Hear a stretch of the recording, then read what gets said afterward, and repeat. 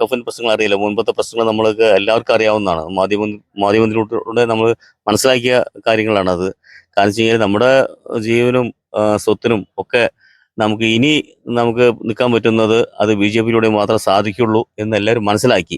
BJP-ക്ക് അനുകൂലമായിട്ടുള്ള ഒരു നിലപാട് തന്നെയാണ് ക്രൈസ്തവ സമുദായത്തിന്റെ. കാരണം ഇതിപ്പോ കേരളത്തില് അവര് ഒരുമിച്ചാണല്ലോ നീങ്ങിക്കൊണ്ടിരിക്കുന്നത്.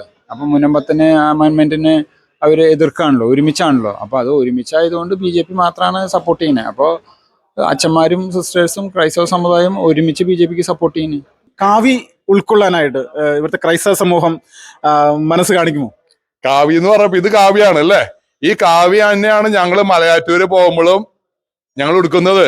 ക്രിസ്ത്യൻസ് മലയാറ്റൂര് പള്ളിയിൽ മല കയറുമ്പോൾ ഉപയോഗിക്കുന്നത് ഈ കാവ്യ തന്നെയാണ്. എന്നപോലെ പല മഠങ്ങളിലും വടക്കാഞ്ചേരിയിൽ ഒരു മഠമുണ്ട്, ആ സിസ്റ്റേഴ്സ് കാവ്യ ഡ്രസ്സാണ് ഉപയോഗിക്കുന്നത്. പല അച്ഛന്മാരും കാവ്യ ഉപയോഗിക്കുന്നുണ്ട്. കാവ്യ നമ്മുടെ മണ്ണിന്റെ കളറാണ്, അല്ലെങ്കിൽ നമ്മുടെ ജന്മഭൂമിനെ സ്നേഹിക്കുന്ന എല്ലാവർക്കും കാവ്യ ഇഷ്ടപ്പെടും. നമസ്കാരം, ചേട്ടാ പേരെന്തായിരുന്നു? അനുവർ ഷിൻസൺ.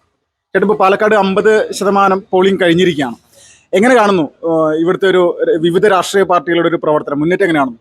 നല്ല മാറ്റമാണ്. അതെന്ന് വെച്ചാൽ 50% എന്നൊക്കെ പറഞ്ഞാൽ അത് BJP-ക്ക് ഒരു ഉഷാർ വരാനുള്ള സാധ്യതയുണ്ട്. BJP-ക്ക് തന്നെ അതിന് മുന്നേറ്റം വരിക. കോൺഗ്രസിനൊക്കെ സാധ്യത കുറവാണ്. ഇപ്പോൾ ക്രിസ്ത്യൻ സമൂഹത്തിന്റെ വോട്ട് അത് വലിയ രീതിയിൽ BJP-ക്ക് ലഭിച്ചിരിക്കുന്നു എന്നുള്ളൊരു വാർത്തകളാണ് പുറത്തു വരുന്നത്. ഇത് എത്രത്തോളം യാഥാർത്ഥ്യമാണ്? ക്രിസ്ത്യൻ സമുദായത്തിന്റെ വോട്ട് BJP-ക്ക് തന്നെ. എന്നുവെച്ചാൽ ഇവിടെ BJP ഓഫീസിൽ നിന്ന് മൈനോറിറ്റി സമുദായത്തിന്റെ ആൾക്കാർ വണ്ടി വിട്ട് സിസ്റ്റേഴ്സിന് അച്ഛന്മാരൊക്കെ പോകുന്നുണ്ട്. അപ്പൊ അവര് എന്തായാലും ന്യൂനപക്ഷ മോർച്ചയുടെ ആൾക്കാർ. അപ്പൊ അത് BJP-ക്ക് തന്നെ വോട്ട്, ശക്തമായ വോട്ട് BJP-ക്ക് കിട്ടും. മുനമ്പം പ്രശ്നമൊക്കെ ഉണ്ടല്ലോ, അതിന് എന്തായാലും BJP-ക്ക് ക്രിസ്ത്യൻ വോട്ട് BJP-ക്ക് തന്നെ. അപ്പോൾ കേരളത്തിൽ ഒരു വലിയ മാറ്റം ഉണ്ടാകില്ല ഈ ക്രൈസ്തവ പുരോഹിതന്മാരുടെ ഇടയിൽ ഒരു BJP-ക്ക് അനുകൂലമായിട്ടുള്ള ഒരു നിലപാട് വരുന്ന സമയത്ത് അത് വരാനിരിക്കുന്ന തിരഞ്ഞെടുപ്പാണെങ്കിൽ ഒരു മാറ്റത്തിന്റെ ഒരു സൂചനയല്ലേ ഇത്?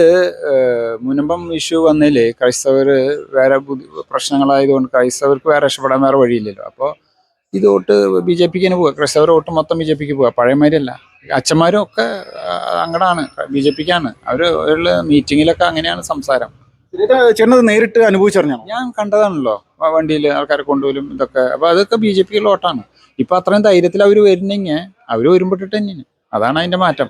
ഇത്രയ്ക്കൊരു വലിയൊരു ചിന്താഗതിയിലേക്ക് പോകാനുള്ള കാരണം ഇത് LDF-നും UDF-നും കാലങ്ങളായിട്ട് മാറി മാറി വോട്ട് ചെയ്തിരുന്നു. പ്രത്യേകിച്ച് കോൺഗ്രസിന്റെ വോട്ടാണ് ക്രൈസ്തവ സമൂഹത്തിന്റെ, പ്രത്യേകിച്ച് പാലക്കാട് പോലുള്ള ഒരു മണ്ഡലത്തിൽ ഇത് BJP-യിലേക്ക് വരിക എന്ന് പറഞ്ഞാൽ ചരിത്രപരമായിട്ടുള്ള ഒരു മാറ്റമല്ല. ഇത് മറ്റുള്ളവർക്ക് വിശ്വസിക്കാൻ പറ്റില്ലെങ്കിലും BJP-ക്ക് അനുകൂലമായിട്ടുള്ള ഒരു നിലപാട് തന്നെയാണ് ക്രൈസ്തവ സമുദായത്തിന്റെ. കാരണം ഇതിപ്പോ കേരളത്തില് അവര് ഒരുമിച്ചാണല്ലോ നീങ്ങിക്കൊണ്ടിരിക്കുന്നത്. അപ്പൊ മുനമ്പത്തിന് അമെൻമെന്റിന് അവര് എതിർക്കാണല്ലോ, ഒരുമിച്ചാണല്ലോ. അപ്പൊ അത് ഒരുമിച്ചായതുകൊണ്ട് BJP മാത്രമാണ് സപ്പോർട്ട് ചെയ്യുന്നത്. അപ്പോൾ അച്ഛന്മാരും സിസ്റ്റേഴ്സും ക്രൈസ്തവ സമുദായം ഒരുമിച്ച് BJP-ക്ക് സപ്പോർട്ട് ചെയ്യുന്നത്. ചേട്ടന്റെ ഫാമിലിയിൽ ആളുകളൊക്കെ എങ്ങനെയാണ്? ഇപ്പൊ ഭാര്യ അടക്കമുള്ള ആളുകൾ കോൺഗ്രസിന് വോട്ട് ചെയ്തിരുന്ന ആളുകളാണോ? ഇത്തവണ എങ്ങനെയും അതിനൊരു മാറ്റം ഉണ്ടായിരുന്നു? എല്ലാവരും ഒരുവിധമൊക്കെ കോൺഗ്രസ്സുകാർക്ക് വോട്ട് ചെയ്തിരുന്നതാണ്. കഴിഞ്ഞ പ്രാവശ്യം വരെ അവർ കോൺഗ്രസിന് വോട്ട് ചെയ്തിരുന്നത്.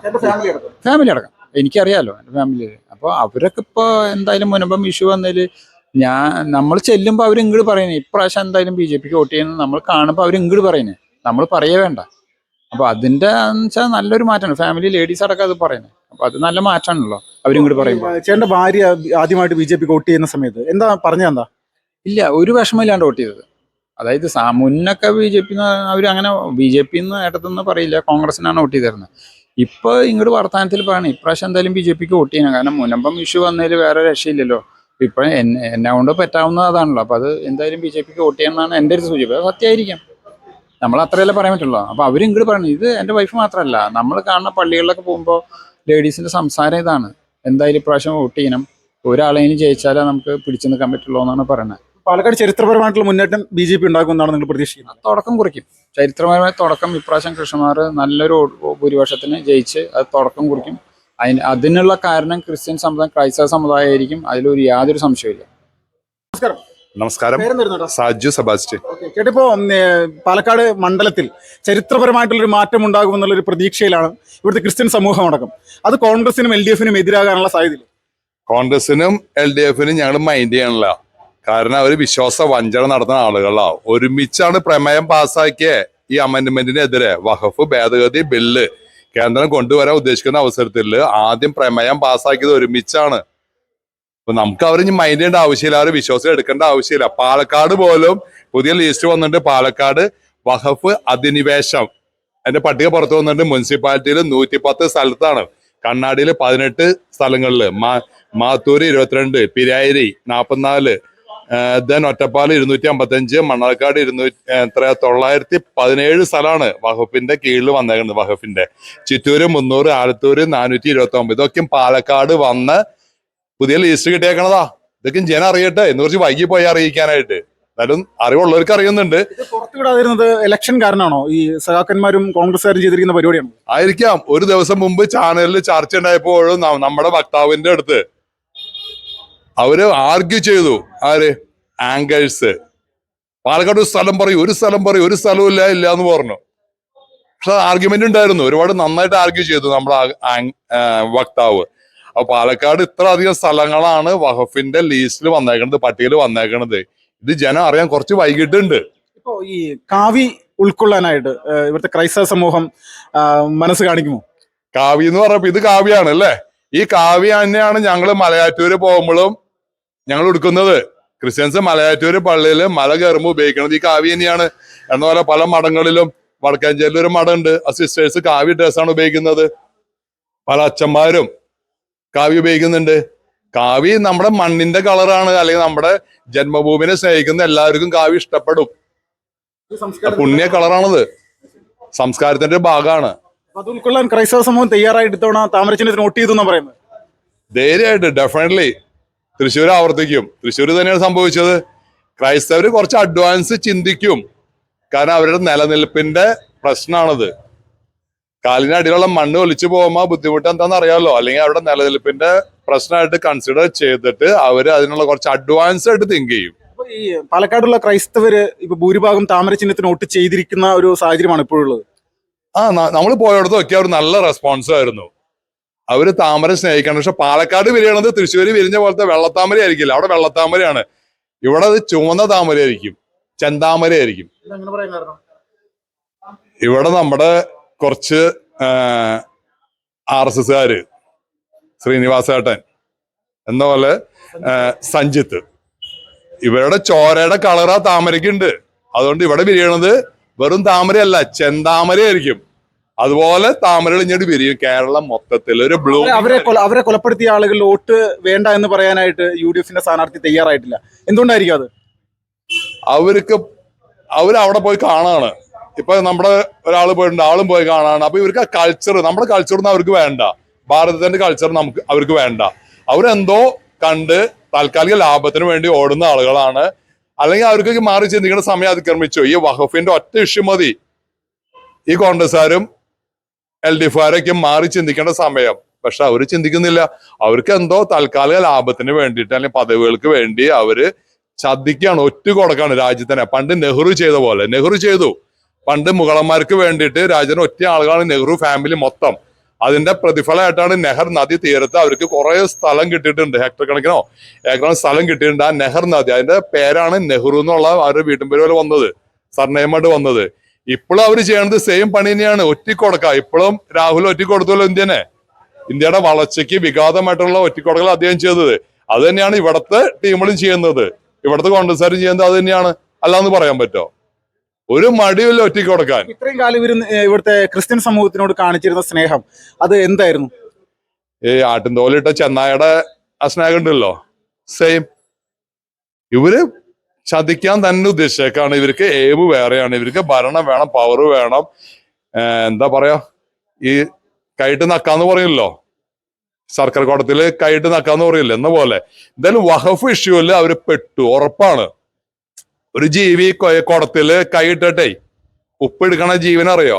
പേര് പറയണ എന്റെ കൈയിട്ടിട്ട് കുടത്തിന്ന് ഉപ്പ് വരും. ഉപ്പ് വിടൂല, കൈ പുറത്തേക്ക് എടുക്കാനും പറ്റില്ല. അങ്ങനെ ഒരു പെടും.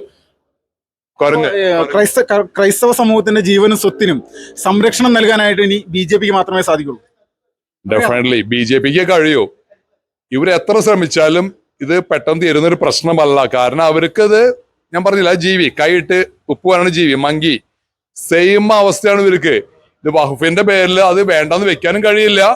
എന്നാൽ വെക്കാതിരുന്ന ക്രിസ്ത്യൻ കമ്മ്യൂണിറ്റിയും ഹിന്ദു കമ്മ്യൂണിറ്റിയും നല്ലൊരു വിഭാഗം ഈ കോൺഗ്രസിനെയും മാർക്സിസ്റ്റ് പാർട്ടിനെയും വെറുത്ത് മാറി വരും. അവര് പാരമ്പര്യ കോൺഗ്രസ് ഒക്കെ മാറി വരും. പാലക്കാട് BJP താമര വിരിക്കും, ഉറപ്പിച്ചു, ക്രൈസ്തവരുടെ സഹായത്തോടു കൂടി.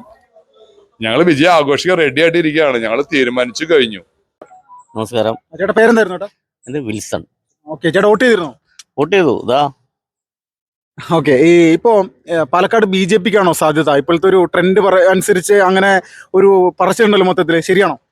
ഇപ്പോഴത്തെ ട്രെൻഡ് അനുസരിച്ചിട്ട് കൃഷ്ണകുമാർ വരാനാണ് സാധ്യത. ഇപ്പോ ഈ ക്രൈസ്തവ സമൂഹത്തിന് ചേട്ടനടക്കമുള്ള ക്രിസ്ത്യാനികൾ BJPക്കാണ് വോട്ട് ചെയ്തത്. അതെ, എന്താ കാരണം? ഒരു ഭൂരിപക്ഷവും ചെയ്തിരിക്കുന്നത് ഇപ്രാവശ്യം BJPക്ക് ആവാനാണ് സാധ്യത. എന്താ കാരണം ചേട്ടാ? കാരണം നമുക്കറിയാലോ, വഖഫിൻ പ്രശ്നങ്ങൾ അറിയാലോ, മുൻപത്തെ പ്രശ്നങ്ങൾ നമ്മൾക്ക് എല്ലാവർക്കും അറിയാവുന്നതാണ്. മാധ്യമത്തിലൂടെ നമ്മൾ മനസ്സിലാക്കിയ കാര്യങ്ങളാണ് അത്. കാരണം വെച്ച് കഴിഞ്ഞാൽ നമ്മുടെ ജീവനും സ്വത്തിനും ഒക്കെ നമുക്ക് ഇനി നിൽക്കാൻ പറ്റുന്നത് അത് BJPയിലൂടെ മാത്രം സാധിക്കുള്ളൂ എന്ന് എല്ലാവരും മനസ്സിലാക്കി. ഇത്രയും കാലം എല്ലാവരും നമ്മൾ കോൺഗ്രസിനോട് കൂടെ എല്ലാം ചേർന്ന് നിന്ന്, ക്രൈസ്തവ സമൂഹം മുഴുവനും കോൺഗ്രസിനോട് കൂടെ നിന്നിട്ടുണ്ടായിരുന്നു. പക്ഷെ നമുക്ക് മനസ്സിലായി, ഇത്രയും കാലം ഒപ്പം നിന്നിട്ടും അവർക്ക് നമ്മുടെ വോട്ട് മാത്രമേ വേണ്ടൂ, അവർക്ക് വേറൊന്നും വേണ്ട, ഒരു കാര്യം ചെയ്തു തരൂല്ല. ഒപ്പം കൂടെ നിന്ന് നമ്മളെ സുഖിപ്പിച്ചിട്ട് പിന്നെ ഒരു പാർലമെന്റിൽ പോയി കഴിഞ്ഞാൽ അത് അവർ വേറെ രീതിയിലാണ് സംസാരിക്കുക. അപ്പൊ അതുകൊണ്ട് മാറി ചിന്തിക്കുകയാണ്. സ്ത്രീ ജനങ്ങൾ എങ്ങനെയാണ് ചേട്ടാ? എല്ലാവരും മാറി ചിന്തിക്കാനായിട്ട് തുടങ്ങി, എല്ലാവർക്കും മനസ്സിലാവാനായിട്ട് തുടങ്ങി. ചേട്ടന്റെ ഫാമിലിയിലുള്ള ചേട്ടന്റെ ഭാര്യയടക്കമുള്ള ആളുകൾ എങ്ങനെയായിരുന്നു? അവരെല്ലാം സപ്പോർട്ട് തന്നെയാണ്. എല്ലാവർക്കും കാര്യങ്ങൾ മനസ്സിലായി ഇപ്പോൾ എല്ലാവർക്കും. അതുകൊണ്ട് എല്ലാവരും ഇപ്രാവശ്യം മാറി ചെയ്യാനാണ് സാധ്യത. എല്ലാവരും ചെയ്തിട്ടുണ്ടാവും അത് ഈ ഉറപ്പായിട്ടും. പാലക്കാടിന് പുറത്തും ഇനി അത് സംഭവിക്കാനുള്ള സാധ്യത ഉണ്ട്. ഉറപ്പായിട്ടും. കാരണം എന്താ വെച്ച് കഴിഞ്ഞാൽ, ഇപ്പോൾ ഇനി ഒരു ഇലക്ഷൻ വരാണെങ്കിൽ, MP ഇലക്ഷനൊക്കെ വരാണെങ്കിൽ പോലും ഈ എറണാകുളത്തൊക്കെ എല്ലാവരും മാറി ചിന്തിക്കുന്ന രീതിയിലാണ്. കാരണം എന്താ വെച്ച് കഴിഞ്ഞാൽ ഒരുവിധം 90% പേരും മാറി ചിന്തിക്കും. ഇത് BJP എന്ന് പറയുന്ന ഒരു രാഷ്ട്രീയ പ്രസ്ഥാനത്തെ സംബന്ധിച്ച് ഇതൊരു അത്ഭുതകരമായിട്ടുള്ള കാര്യമായിട്ട് കാണേണ്ടി വരും. തീർച്ചയായും ഇതൊരു അത്ഭുതകരമായിട്ട് തന്നെയാണ് വരിക. കാരണം എന്താ വെച്ച് കഴിഞ്ഞാൽ ഫ്യൂച്ചറിൽ എന്തായാലും അത് കേരളം BJP ഭരിക്കും ഉറപ്പാണ്. ഉറപ്പായിട്ടും. ഇത് ഇവിടുത്തെ ക്രൈസ്തവ പുരോഹിതന്മാരുടെ ഇടയിലൊക്കെ എങ്ങനെയാണ് ഈ ചിന്താഗതി എങ്ങനെയാണ്? ചിന്താഗതി ചെറുതായിട്ട് മാറി തുടങ്ങിയിട്ടുണ്ട്. എല്ലാവരും മാറി ചിന്തിക്കാനായിട്ട് തുടങ്ങിയിട്ടുണ്ട്. ഇപ്പോഴത്തെ നമ്മുടെ ഇതിൽ പറയുകയാണെങ്കിൽ മാറി ചിന്തിക്കാനായിട്ട് തുടങ്ങിയിട്ടുണ്ട്. അത് എപ്പോഴും എങ്ങനെയാവുമെന്ന് എനിക്ക് പറയാൻ പറ്റില്ല. അപ്പോൾ ഇപ്പോഴത്തെ ട്രെൻഡ് അനുസരിച്ചിട്ട് ഒരു BJPക്ക് ഒരു സാധ്യത കാണുന്നുണ്ട്. ഇല്ല, വിശ്വാസം ഇല്ലാണ്ടായി. വലിയ മാറ്റമാണ്. വലിയ മാറ്റം സംഭവിക്കും പാലക്കാട് എന്തായാലും. BJP വിജയം ഉറപ്പിച്ചു. താമര വിരിയും.